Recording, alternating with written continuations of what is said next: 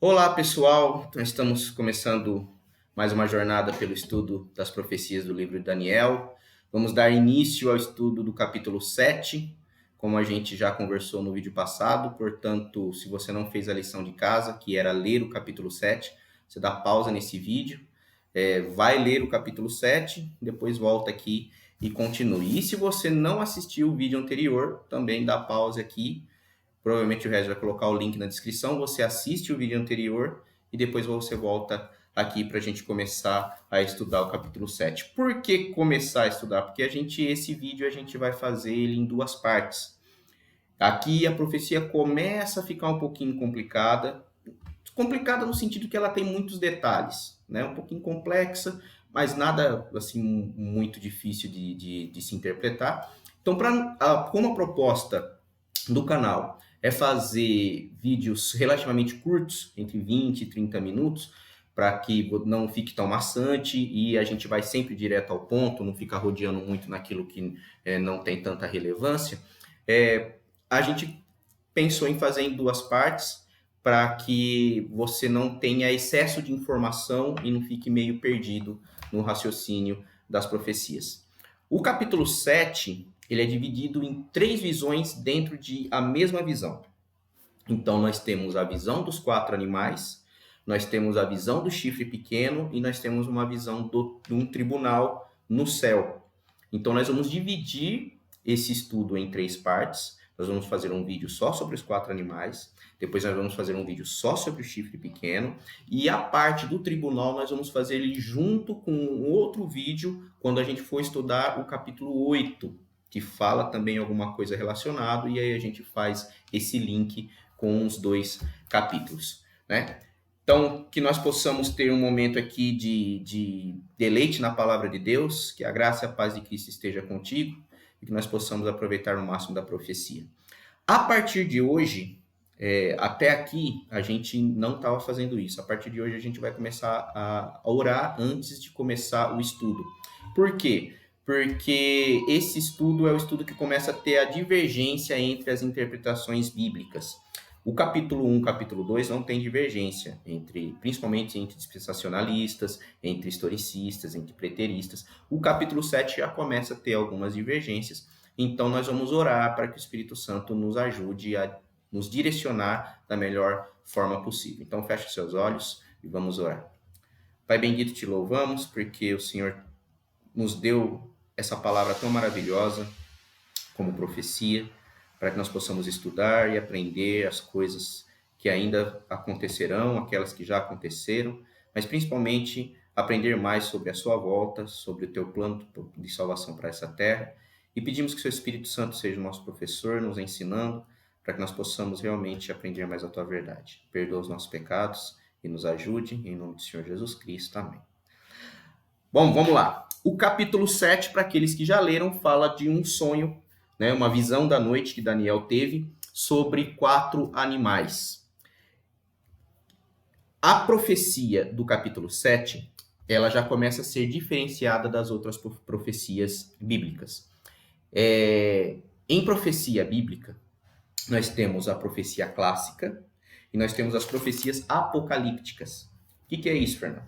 Profecias clássicas são geralmente profecias que têm pouquíssimos simbolismos, são raros os símbolos que tem nela, para a gente poder interpretar cada significado de símbolo.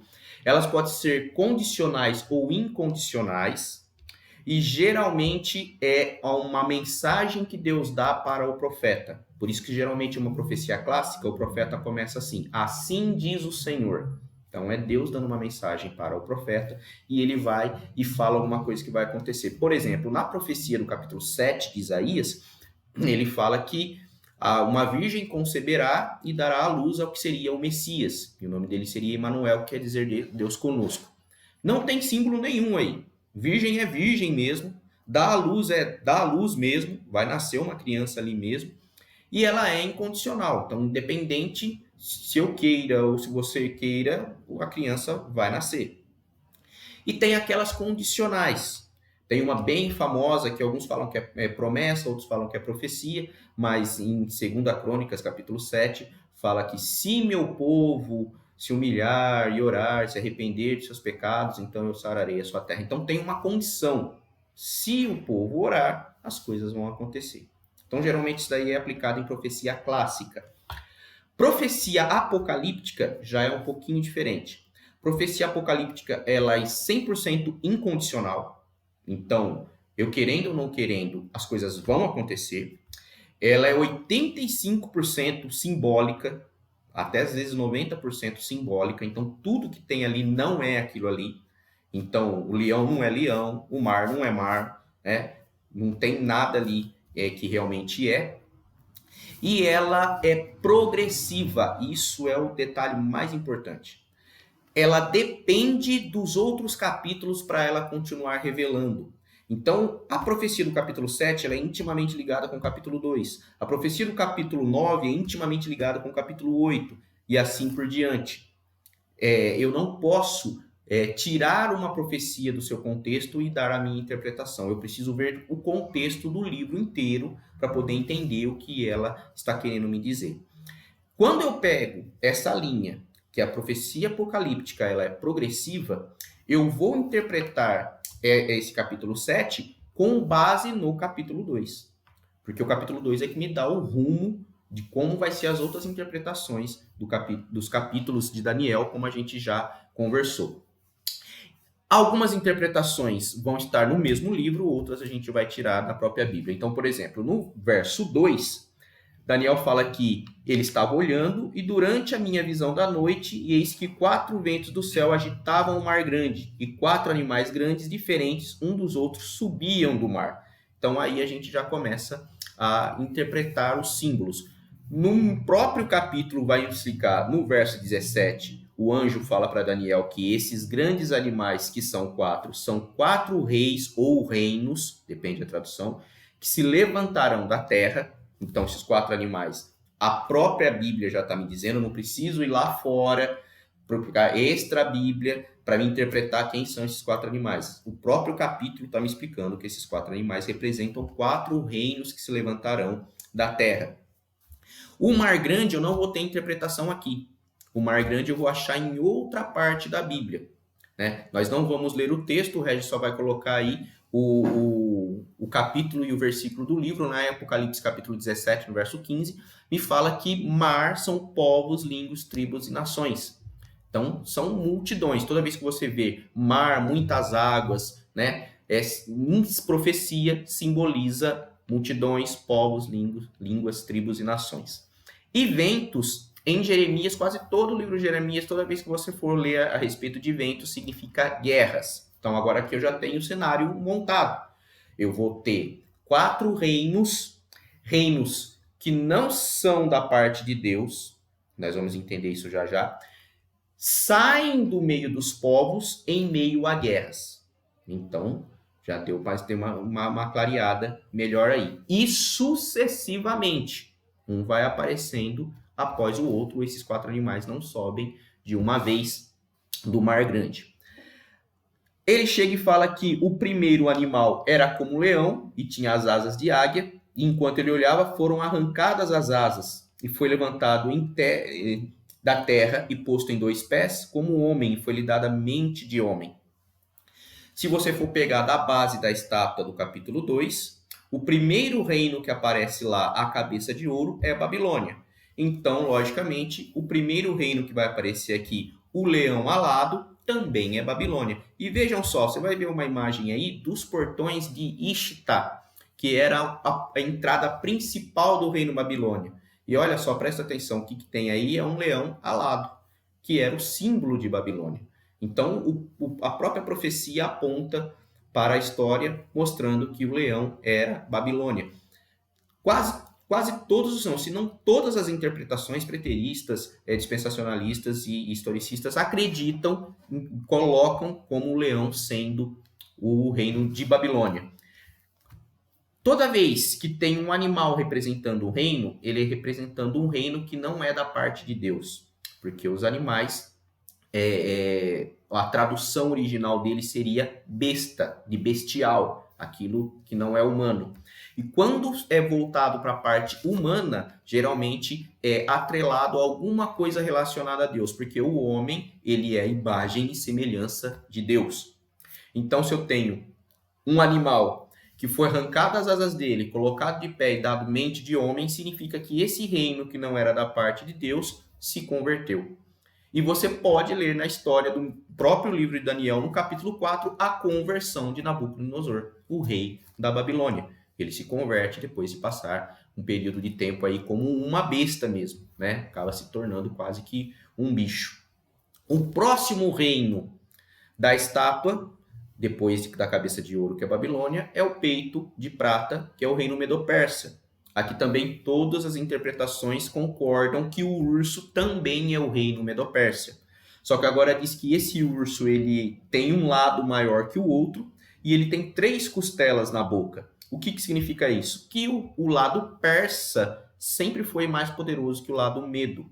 Né? E essas 3 costelas na boca são os 3 reinos que eles precisaram vencer para dominar o mundo, que é a própria Babilônia, o Egito e a Lídia. Foram os 3 reinos que se opuseram, deram mais trabalho para a Medo-Pérsia, para eles poderem conquistar o mundo, se tornar um império global.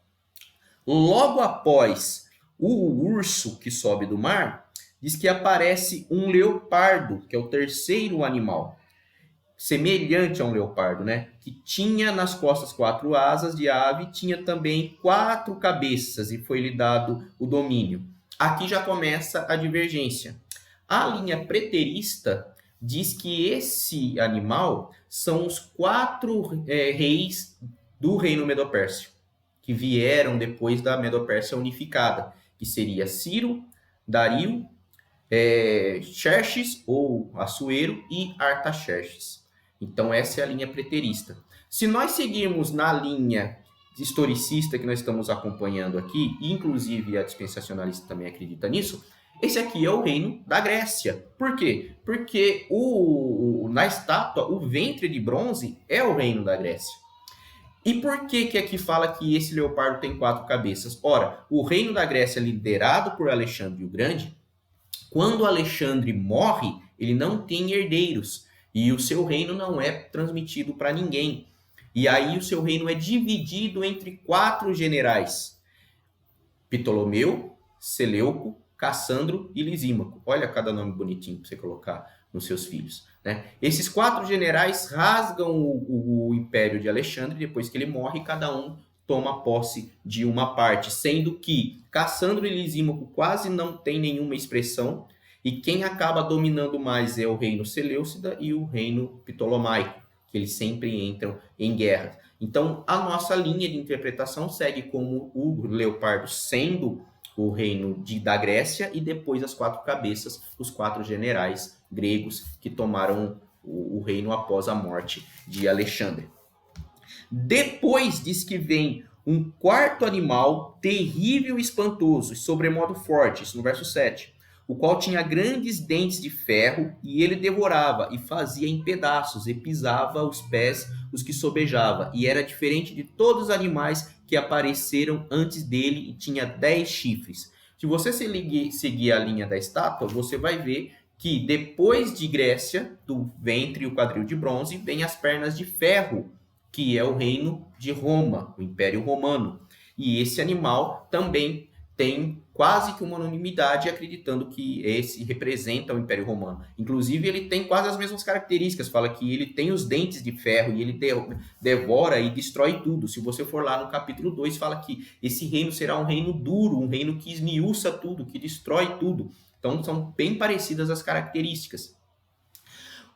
A interpretação preterista já fala que esse reino é a Grécia, é o Alexandre o Grande, e a dispensacionalista historicista continua acreditando que esse aqui é o Império Romano. Nós seguimos nessa linha, acreditando que esse animal é o Império Romano. Esses 10 chifres já é o ponto da discórdia. E a gente vai conseguir explicar esses 10 chifres só quando chegar no chifre pequeno. Por quê? Uma linha de interpretação fala que leão é a Babilônia, o urso é a Medo-Pérsia, a Grécia, o leopardo é os 4 reis da Medopérsia. O animal terrível espantoso, perdão, é a Grécia. E esses 10 reinos são os reis Seleucidas, da linhagem dos Seleucidas, que foi um dos generais que vieram depois da queda de Alexandre. E o 11º rei, que seria a ponta pequena, o chifre pequeno, que sairia depois desses 10 reis, seria Antíoco Epifânio. Tem sérios problemas para acreditar que esse chifre pequeno seria Antíoco Epifânio. Nós vamos ver no vídeo posterior o porquê que eu tenho dificuldade de acreditar que esse chifre pequeno seria o Antíoco Epifânio. E a outra interpretação diz que esses 10 chifres são 10 Césares. Então nós temos o Império Romano, e depois dos 10 chifres na cabeça desse animal, são 10 Césares. Começando desde Júlio César e chegando no 11º César, que é Tito, aquele que invadiu Jerusalém, destruiu o templo e tal. Então, o chifre pequeno seria Tito. Também temos muitas dificuldades para interpretar Tito sendo o chifre pequeno. Se você for pegar lá a interpretação que Daniel tem do anjo, quando ele fala que depois ele teve visto tudo isso, ele queria saber mais sobre principalmente o 4º animal e o chifre pequeno, o anjo fala assim no verso 23, o 4º animal será o 4º reino da terra, o qual será diferente de todos os reinos, devorará toda a terra e pisará os pés e a fará em pedaços. E os 10 chifres correspondem a 10 reis que se levantarão daquele mesmo reino. Então, esses 10 reis, aí onde que a turma acha que pode ser os Césares, como pode ser a linha de interpretação da estátua. A linha da interpretação da estátua faz mais sentido de ser a Europa dividida, os 10 reinos bárbaros que surgiram depois da queda de Roma, porque no verso 11 fala que então estive olhando por causa da voz das insolentes palavras que o chifre pequeno proferia, e estive olhando e vi que o animal terrível e espantoso, foi morto e o seu corpo desfeito. Então, esse reino que tem esses 10 chifres, ele é desfeito, ninguém vence ele. E se você for procurar na história, realmente, Roma não é abatida por nenhum outro império. Roma se dissolve por causa de intrigas políticas com o Senado. Não se sustentava mais se manter essas tribos bárbaras debaixo do Império Romano, e ela acaba se dissolvendo e ela acaba eclodindo sozinha. E esses 10 chifres que sobem são esses 10 reinos bárbaros que nós já vimos lá no capítulo 2, que faz a sequência da estátua, porque depois das pernas de ferro tem os pés, que também tem 10 dedos, e que fala que esses reinos vão se unir mediante casamento, mas não vão conseguir se ligar, porque metade é barro e metade é ferro. Então, se eu seguir essa sequência, casa certinho com esses chifres. Porque os Césares não tentaram se unir. Foi um sucessivo depois do outro. No capítulo 7, esses chifres parece que eles estão juntos, mas na verdade... no capítulo... Na interpretação dos 10 chifres, eles falam que os Césares estão juntos. Eles não estão juntos. Os Césares foi subindo um depois do outro. Cada César caía e o outro ia subindo no lugar. Então não tem como você fazer uma associação com os pés da estátua, a menos que eu desligue o capítulo 7 do capítulo 2. Nós interpretamos esse animal sendo Roma e os 10 chifres sendo os reinos que surgiram depois da queda de Roma, sendo assim as 10 tribos bárbaras que depois se tornaria a Europa dividida. Então vamos recapitular para a gente entender até agora. Quem são os 4 animais? São 4 reinos que se levantarão da terra, do meio dos povos, em meio a guerras. O primeiro animal é o leão alado, que é Babilônia. Depois o urso, que é a Medopérsia. Depois a Grécia é o leopardo com 4 cabeças, já mostrando que seria dividido em 4 generais. Depois o animal terrível e espantoso, Roma. E os 10 chifres, os 10 reinos que surgiram depois que Roma foi desfeita. No próximo vídeo, nós vamos estudar o chifre pequeno. Nós vamos tentar entender o porquê que não dá certo essa outra interpretação dos 10 Césares e dos 10 reis Seleucidas. A linha de interpretação, inclusive dos reformadores, segue para outro rumo, e é nessa linha que a gente vai seguir. Eu espero ver vocês aqui no próximo vídeo, mas continue acompanhando aqui conosco. Se você tiver mais alguma dúvida, quiser saber alguma coisa, comente nos comentários, fala aí, ó, não entendi isso aqui, não ficou muito claro, eu não entendi, a gente vai colocar os links para você, a gente vai colocar as linhas de pensamento de todos, e você pode tirar as suas próprias conclusões. Tudo bem? Que Deus abençoe e que a graça e a paz de Cristo esteja com cada um.